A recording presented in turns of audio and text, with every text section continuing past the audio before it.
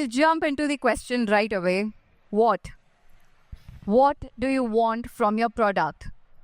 Now, the most obvious answers that come for this is you want to increase visibility of your product, you want to get into more consumer segments, you would want to increase credibility of your product so that you have consumers that keep coming back to you. You've got loyalty from that consumers. Now, all of these things are brand development exercises.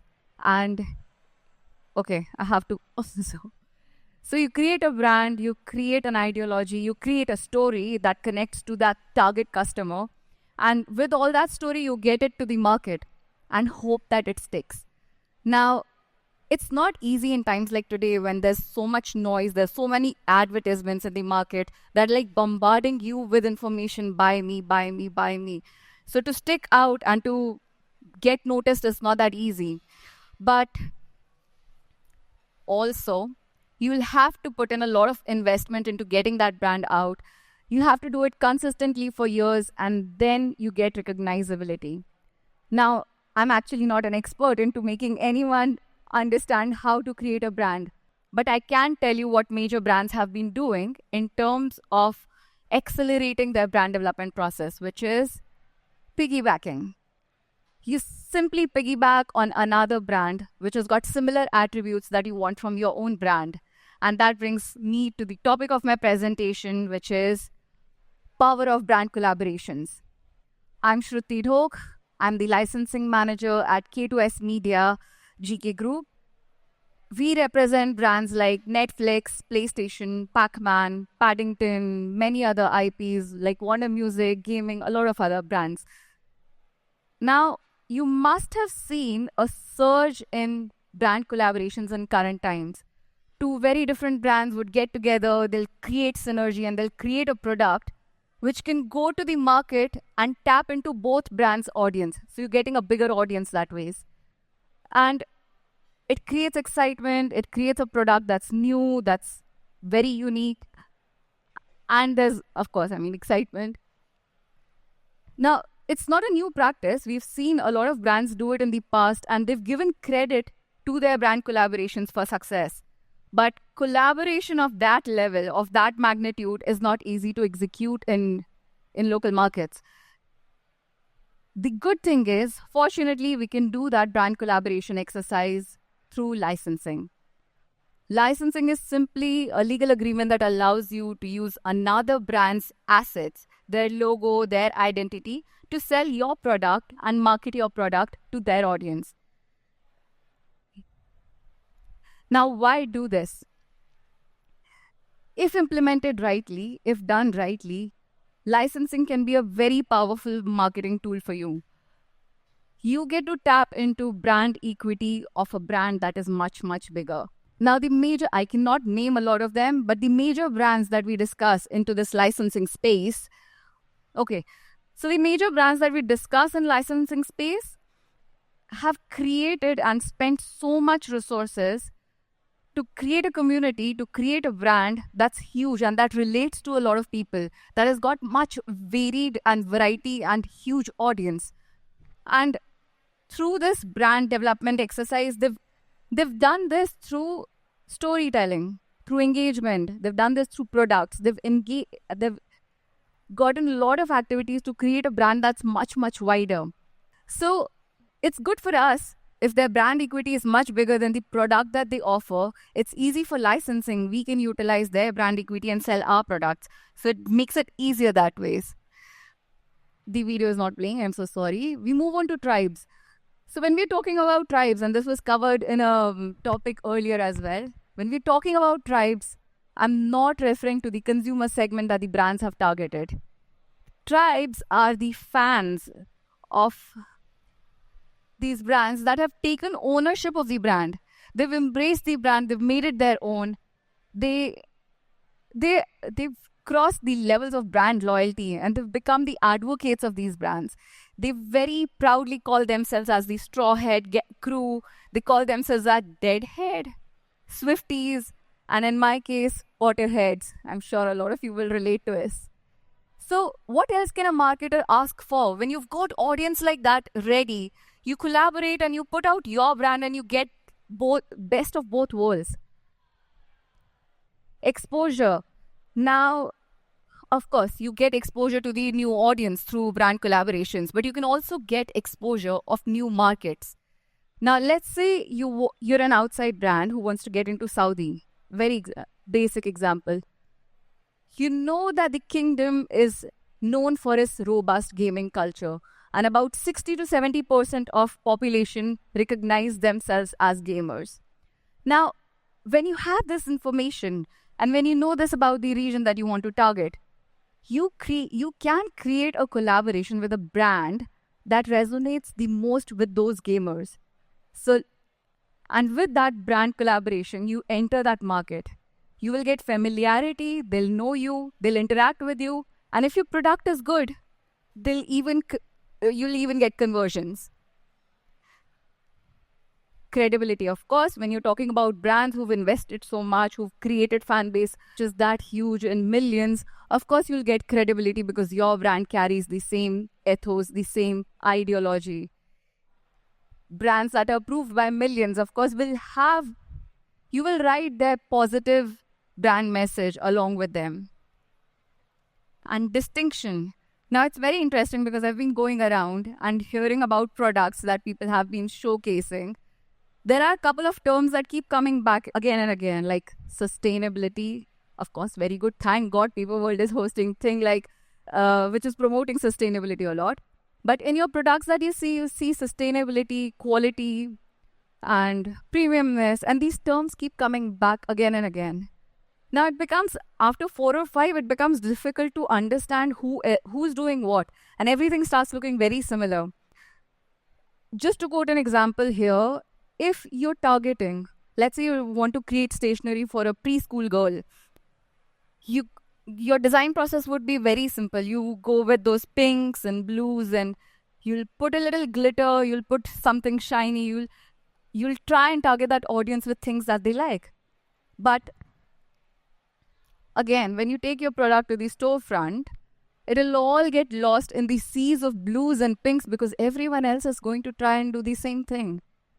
But if you go with a brand that that consumer segment resonates with, that they love, they admire, they aspire for, then you can create something which looks not only distinct, but it will also talk to the audience, talk to your target audience personally. And novelty.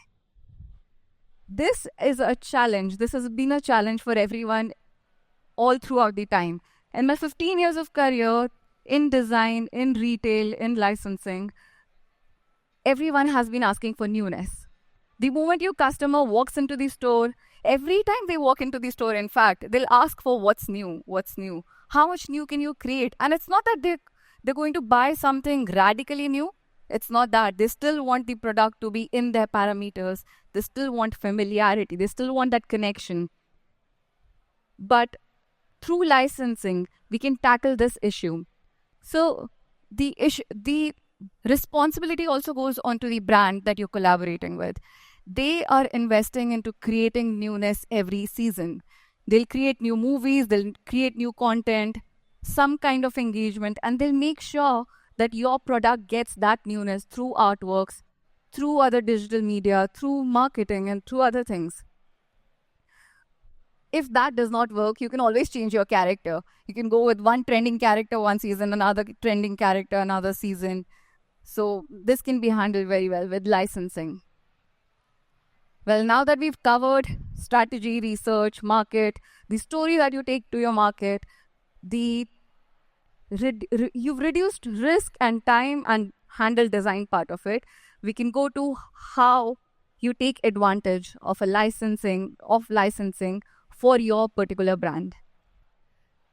The first thing that you must pay attention to as soon as you start licensing is get the right brand. You've got multiple options in times like today. You've got movies, you've got music, you've got sports, you've got gaming, you've got those nostalgic, rich properties. You've got a lot of options to choose from. But to get the right brand, let's say your audience is teens. Now, this segment is not that easy to reach. They don't share the same social media space, the digital space like us.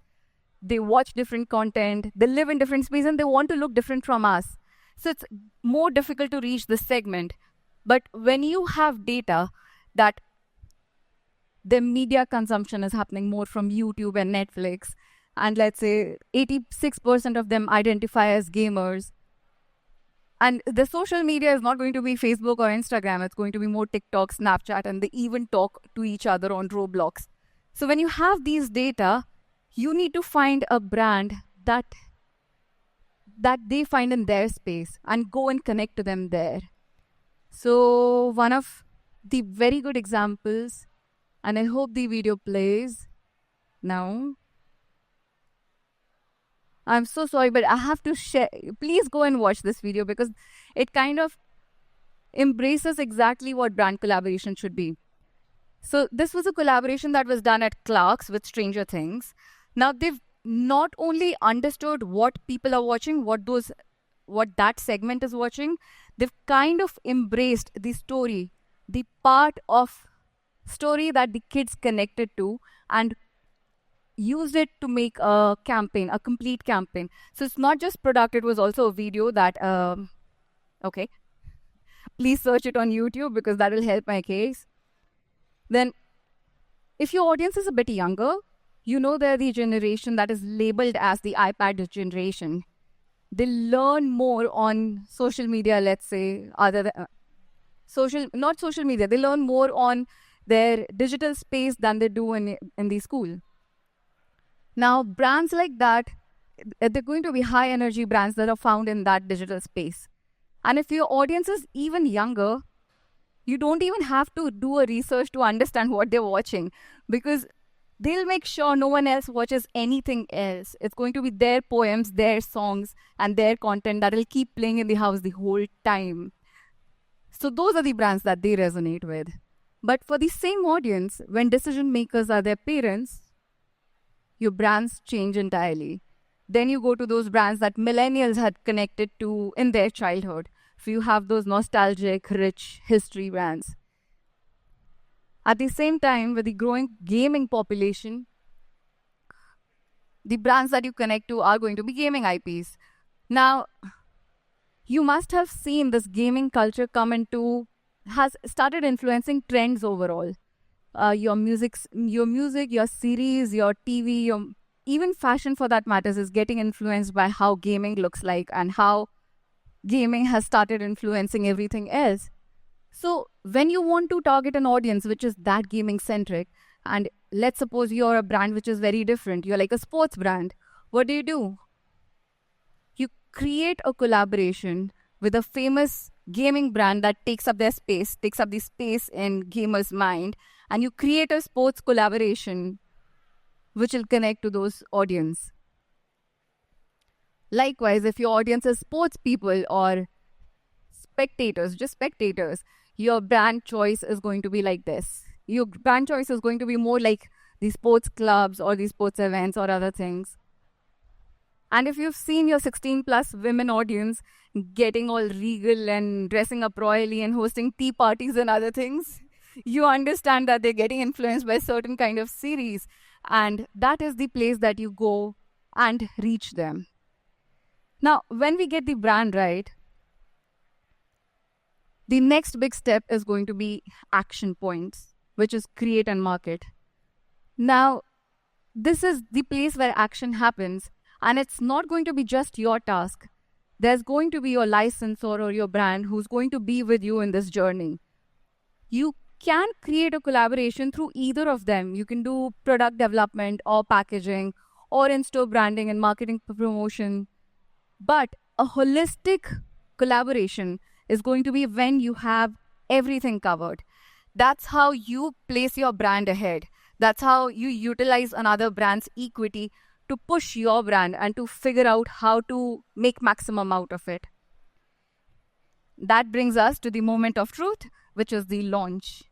Now, if you have planned it right, with your launch, there would be some event happening, some brand event happening, like a movie launch or a series launch or a marketing activation or something. which will drive global marketing for that brand. And if your product is coming at that time with a collaboration, you get advantages of the global brand marketing.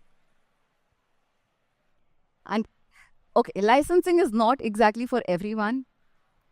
If you're happy with your brand, if you're happy with your development, and there's a story that is happening, there's a long-term plan in your brand development exercise, good enough.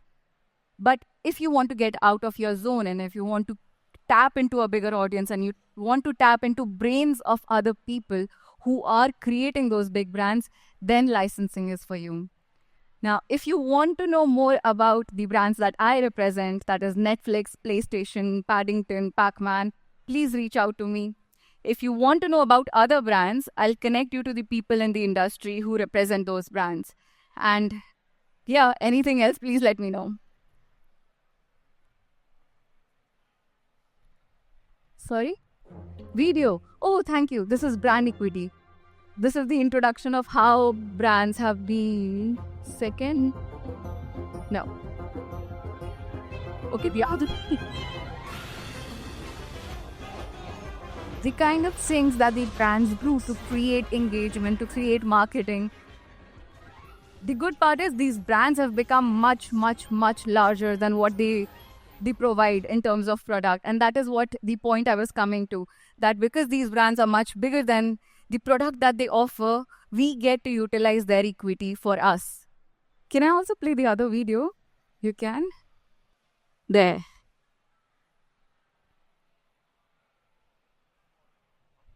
I don't think so, but it's okay. So this was the collaboration at Clark's. They created their collaboration was with Stranger Things. So they tapped into that part of Stranger Things where the kid was getting bullied, and they stand back because one of them has supernatural powers. Now the brand collaboration taps into that complete very well. So there's a bully, and there is the person who's adapting with who's experimenting with that product that has got Stranger Things and has got power of Stranger Things, and they're beating this and they're fighting bully. That's a proper market integration. That's when you're having your product and having the marketing, everything dealt with through that licensing activity, through that collaboration. Thank you. Okay, that helps.